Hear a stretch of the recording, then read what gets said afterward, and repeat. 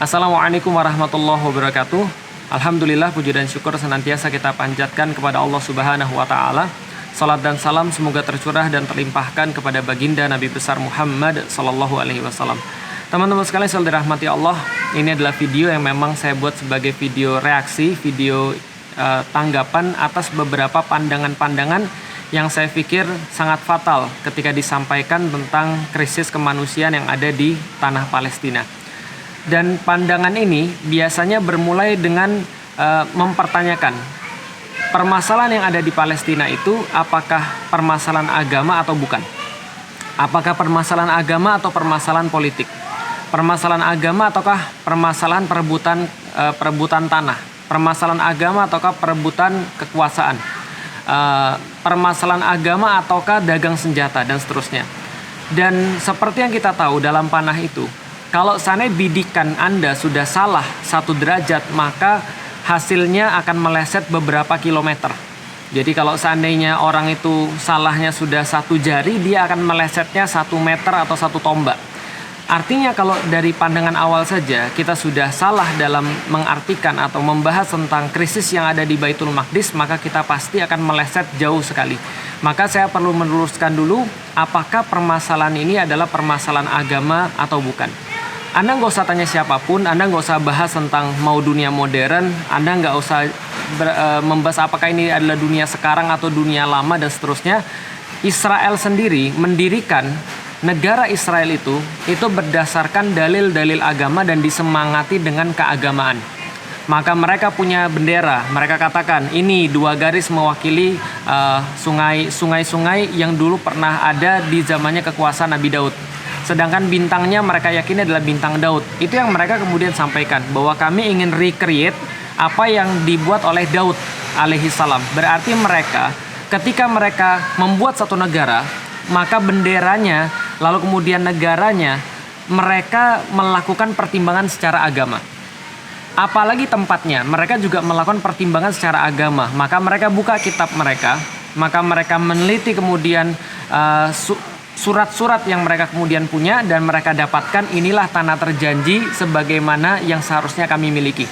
Maka mereka melakukan itu atas dasar pertimbangan agama. Yang mereka seru pun adalah orang-orang yang berdasarkan agama. Makanya di situ dikatakan dalam bukunya Der Judenstaat, itu ditulis oleh Theodor Herzl yang diakui sebagai bapak Zionis, maka itu adalah judulnya Der Judenstaat, yaitu adalah negara Yahudi, negara yang ditujukan kepada orang-orang yang keturunan Yahudi, yang beragama Yahudi. Jadi kalau kita bicara tentang masalah agama atau tidak, Anda boleh menjelaskannya dengan berbusa-busa, Anda boleh punya argumen apapun, tapi Israel itu tidak akan pernah melepaskan bahwa mereka mendirikan negara Israel itu karena pertimbangan agama. Itu yang pertama. Yang kedua, kita juga sudah bahas, kalau dalam soalan orang-orang muslim, apakah ini adalah permasalahan agama atau tidak? Jawabannya jelas, ini permasalahan agama. Kenapa? Karena Rasulullah Shallallahu Alaihi Wasallam mengatakan bahwasanya kita itu seperti satu tubuh. Andaikan satu yang sakit, maka yang lain pasti akan merasakan sakit. Kita seperti jasadil wahid, seperti tubuh yang satu. Ketika tangan kita sakit, maka kepala merasakan sakit. Ketika kepala merasakan sakit, tangan pun merasa ngilu. Kenapa? Karena umat muslim adalah satu tubuh. Rasulullah Shallallahu Alaihi Wasallam juga menasihati pada kita bahwasanya seorang muslim itu yang terbunuh satu saja itu lebih berat dosanya di sisi Allah daripada hancurnya Ka'bah misalnya. Allah pun mengatakan kepada kita, ka'annahum bunyanum marsus, kalian itu seperti tembok-tembok yang tersusun kokoh. Artinya adalah permasalahan satu orang muslim menjadi permasalahan orang-orang muslim yang lainnya. Ini adalah permasalahan agama, sangat-sangat jelas sekali. Karena itu ketika ada orang yang mengatakan bahwa ini bukan permasalahan agama, berarti dia harus mengeluarkan banyak sekali dalil. Dia harus membuang banyak sekali ayat-ayat di dalam Al-Quran, bahwa secara manusiawi ini sudah menjadi problematika orang-orang muslim, permasalahan kaum muslim. Ini yang pertama. Yang kedua, secara kemudian tempat, maka tempat itu pun adalah kiblat pertama kaum muslimin, tidak bisa dilepaskan. Itu kiblat pertama kaum muslimin. Kaum muslimin dulunya sholat menghadap ke sana, ke Baitul Maqdis. Dan Rasulullah Shallallahu Alaihi Wasallam dalam banyak sekali hadis-hadisnya itu mention tentang Baitul Maqdis, bahkan menjelaskan kepada para sahabat sehingga para sahabat punya keinginan yang sangat besar untuk pergi ke Baitul Maqdis. Artinya adalah apa? tanah itu adalah permasalahan agama bagi orang-orang muslim. Baitul Maqdis adalah tanah yang dimention oleh Rasulullah Shallallahu Alaihi Wasallam yang menandakan bahwa itu adalah satu kompleks Masjidil Aqsa atau satu kota, yaitu kota Yerusalem yang disebut sekarang, ataupun satu wilayah yang disebut dengan Ardul Muqaddasah. Ini adalah bagian daripada agama. Itu adalah tempat Isra Rasulullah Shallallahu Alaihi Wasallam. Dijelaskan di dalam Al-Quran, Subhanalladzi asra bi abdihi lailam minal masjidil haram ilal masjidil aqsa alladzi barakna haulahu. Berarti ini sudah jelas sekali, ini adalah dalam pandangan orang-orang muslim, ini tidak bisa dilepaskan daripada perkara agama. Jadi mengatakan bahwa Palestina, krisis kemanusiaan yang ada di Palestina, Baitul Maqdis, ini bukan permasalahan agama. Seperti yang sudah saya jelaskan dalam video yang lain, menginginkan untuk melepaskan kaum muslimin daripada urusan ini, sehingga kita tidak bisa menghukumi dengan hukum-hukum agama atau dengan Al-Quran dan As-Sunnah. Jadi kita terlepas daripada mereka karena kita juga bukan urusan muslim. Sehingga kita tidak perlu menggunakan ukhuwah kita untuk membantu mereka. Mengatakan bahwa ini bukan permasalahan agama sama dengan membuat kita tidak peduli pada mereka. Mengatakan bahwa ini bukan permasalahan agama sama dengan mereduksi problematika ini menjadi problematika mereka sendiri dan melepaskan kita daripada mereka. Ini yang sudah saya jelaskan dengan panjang lebar. Ini yang pertama. Yang kedua, teman-teman sekalian, dengan logika yang fail tadi, dengan logika yang fatal tadi, bahwasanya ini sudah mau damai, tapi tiba-tiba ada yang nyerang, jadi nggak jadi damai. Teman-teman sekalian, coba kita bayangkan, ada dua orang yang berantem, bukan dua orang yang berantem, ting. Nah ini penting untuk saya bahas. Yang terjadi di sana tuh apa sih? Selama kita masih menyebut perang Israel Palestina, selama itu pula kita masih salah dalam memandang akar masalahnya. Kenapa? Sudah saya sampaikan dalam video saya yang bisa diulang 2 part itu, bahwa dari awal ini bukan perang, ini pembantaian, ini penjajahan. Dan kita sudah bahas itu dengan dalil sejarah, dengan dalil agama, dengan dalil logika, apapun yang teman-teman mau, bahwa ini adalah penjajahan. Maka dengan dalil bahwa ini adalah penjajahan itu tidak bisa disebut dengan perang. Kalau perang itu ya standing groundnya sama, tapi kalau penjajahan itu tidak. Orang-orang yang dijajah, orang-orang yang dibantai itu mereka nggak punya pilihan. Bukan mereka punya pilihan, mereka cuma punya pilihan satu, mati atau mereka membela diri, kan gitu kan ya. Ini kan problemnya, ini bukan perang, tapi menyebut perang itu sangat menyakitkan. Sama kayak tadi, ada 2 orang berantem. Sebenarnya bukan 2 orang berantem, tapi yang terjadi ada orang yang mukulin orang yang lain. Nah, ketika ada orang yang mukulin orang yang lain, lalu kemudian orang ini dipukulin 100 kali, lalu kemudian 1 kali dia balas. Dia balasnya pun dengan mungkin pukulan seadanya. Lalu dibilang, nah gara-gara kamu balas kan aku nggak jadi damai sama kamu nih. Aku nggak jadi nyelapatin kamu nih. Padahal tadi tuh aku sudah mukulin kamu 100 kali. Rencanaku pengen menghentikan, cuma kamu mukul lagi. Jadi aku harus mukul kamu balik lebih kuat lagi 1000 kali. Kata-kata kayak gini nih logika yang benar-benar fail. Logika yang benar-benar nggak masuk akal.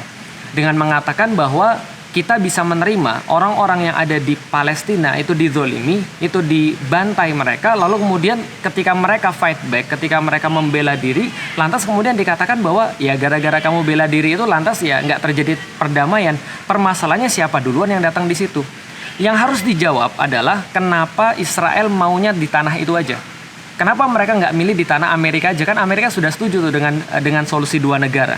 Lalu kenapa nggak bikin kemudian negara di Amerika misalnya, atau nggak bikin negara di Wakanda gitu misalnya? Kenapa harus negaranya di situ? Itu harus dijawab terlebih dahulu. Kenapa mereka mau masuk ke sana? Dan kenapa Israel yang dulunya nggak ada sama sekali, lalu kemudian bisa ke sana? Nah itu yang harus dijawab pertama kali. Jadi bukan masalah konflik, bukan masalah perang, ini masalah penjajahan. Ngerti nggak sih? Ini masalah pendudukan. Orang punya tanah diambil, orang punya tanah lalu kemudian diklaim. Maka apapun kalau teman-teman masih mikir ini adalah perang, ya udah nggak bisa apa-apa kita bahasnya. Tapi coba mikir, andai kan Belanda datang ke Indonesia gitu ya, lalu mereka menjajah selama 300-an tahun, bukan datang ke Indonesia, datang ke Nusantara, lalu mereka menjajah selama ratusan tahun. Lalu kita bilang, ya itu kan sudah ratusan tahun yang lalu, sekarang mereka sudah punya wilayah Indonesia, kita nggak bisa mempermasalahkan mereka sudah punya wilayah Indonesia. Nyatanya mereka sudah di Indonesia, nyatanya mereka sekarang sudah lebih kuat daripada kita. Ya udahlah, kita bagi mereka aja lah tanah kita. Antum rela? Anda semua rela?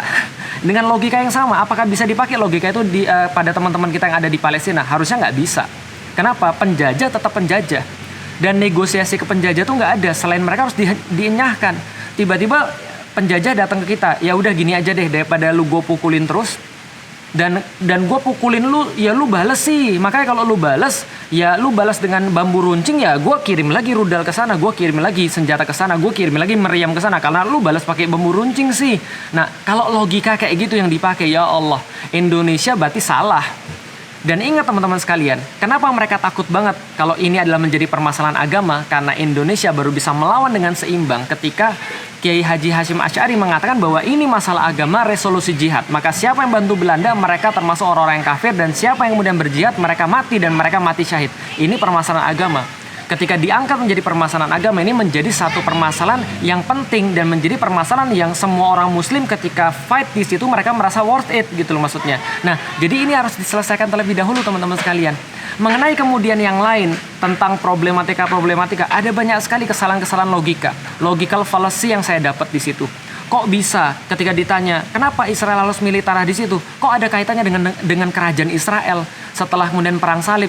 Itu nggak ada hubungannya sama sekali kerajaan Yerusalem, Kingdom of Jerusalem, nggak ada hubungannya sama sekali. Makanya kalau Anda awas dan Anda baca sejarah, Anda akan bisa untuk lebih bijak dalam menuntaskan problematika ini. Jadi kalau kita lihat pertama-tama dulu harus dibahas secara sejarah ini problematikanya di mana? Ini benar nggak masalah agama? Dan kalau memang Anda jujur melihat semua ini adalah masalah agama, udah kita jelasin. Masalah agama. Nah, kalau kita sudah bisa memandang kalau ini adalah masalah agama, maka yuk buka Al-Quran. Yuk buka Al-Hadis. Lalu kemudian kita lihat bagaimana kita bisa menyelesaikan ini kalau memang ini adalah bagian daripada masalah agama yang memang sudah dikasih tahu di dalam Al-Quran dan Hadis. Bahwa memang tanah itu akan menjadi tanah yang bermasalah, kita tahu. Dan kita memang kita memang tidak mengharapkan bahwa masalah akan selesai dalam waktu singkat. Apalagi sampai menyalahkan Hamas. Hamas sih mereka ngebom. Hamas sih mereka begini. Hamas sih mereka begitu. Pak, Bu, Indonesia itu atau negeri manapun yang terjajah, reaksi yang paling normal pada orang-orang yang terjajah adalah fight back. Itu reaksi normal. Bahkan tikus pun ketika sudah terdesak, dia akan nyerang gitu maksudnya. Apalagi manusia yang punya kehormatan. Apalagi manusia yang punya izzah. Yang tanah mereka dirampas, kehormatan mereka dirampas, ekonomi mereka dirampas, terlebih lagi agama mereka dinistakan. Bahwa kiblat pertama mereka dinistakan. Ya mereka pasti fight back dong, apalagi mereka punya harga diri. Dan itu yang terjadi di Indonesia. Itu yang diajarkan oleh pejuang-pejuang kita. Ketika kita mendapati suatu kezoliman, maka pejuang kita mengajarkan, agama kita mengajarkan, kamu nggak boleh diem, kamu nggak bisa diem, kamu harus berdiri, kamu harus melawan. Kamu harus berdiri, kamu harus menyampaikan sesuatu yang benar. Dan perjuangan itu nggak serta-merta cuma secara politik. Yang kita sudah tahu bahwa yang mengkhianati perjanjian selalu saja orang-orang Yahudi. Selalu saja Israel yang mengkhianati perjanjian. Jadi perjanjian itu bukan merupakan sebuah jalan yang dimana mereka selalu mengkhianatinya. Nah, apalagi kemudian kesalahan itu ditimpakan kepada Hamas dengan kemudian dalil bahwa Hamas jual senjata, dengan dalil bahwa Hamas itu pengen kekuasaan dan segala macamnya. Bro, lihat dulu awal masalahnya ada di mana. Hamas nggak bakal muncul in the first place kalau seandainya Israel itu tidak menduduki wilayah yang ada di Baitul Maqdis yang memang bukan tanah mereka secara apapun. Tapi kan Inggris sudah menang pada Perang Dunia Pertama. Itu yang kita bahas. Kenapa ada Perang Dunia Pertama? Dan emang kemudian menjadikan wajar kalau Inggris menguasai tanah Palestina dan memberikan kepada Zionis untuk kemudian menduduki tanah itu. Sedangkan di situ masih ada orang-orang. Apa yang kita bahas ini tentu aja percuma kalau Anda sudah dari awal selalu membungkus narasi ini semua dengan dalil radikalisme dan terorisme. Maka siapapun yang berbeda pandangan dengan Anda, siapapun yang kemudian Anda kira sebagai radikalis, sebagai teroris, ya Anda akan pandang dari sisi itu aja. Maka Hamas itu teroris. Orang-orang Indonesia membela Baitul Maqdis, mereka yang tidak suka dengan Israel adalah teroris, itulah radikalis. Ya kalau sudah sudut pandangnya begitu, kita sudah nggak bisa berharap pada apapun. Ya sudah, tutup aja, close aja sudah semua. Nggak sekalian aja close your mind gitu kan ya. Sudah sekalian aja. Kenapa? Karena kalau semua harus dibungkus dengan sudut pandang radikalisme, terorisme, ya sudah kita nggak akan pernah dapat kebenaran. Kebenaran akan jauh daripada mata apalagi hati Anda. Tapi bagi semua orang yang kemudian mereka masih punya mata, hati, telinga, akal untuk berpikir, maka Anda coba lihat dalil-dalilnya, Anda coba pelajari kemudian faktanya, Anda coba pelajari kemudian sejarahnya, dan dari situlah Anda akan menjadi orang-orang yang tidak hanya terdidik, tidak hanya cerdas, tapi Anda menjadi orang-orang yang jujur dengan keimanan bahwa Allah dan Rasul-Nya saja mengarahkan bahwa ini selalu menjadi problematika agama. Ini selalu menjadi urusan agama yang harus kita perhatikan. Baitul Maqdis adalah sebagian daripada hati kita. Maka kalau Allah dan Rasulnya saja senantiasa mengatakan, menjelaskan bahwa ini adalah masalah agama, maka siapalah kita yang kemudian berani mengatakan bahwa ini bukan urusan agama, cuma urusan politik, perebutan kekuasaan, perdagangan senjata.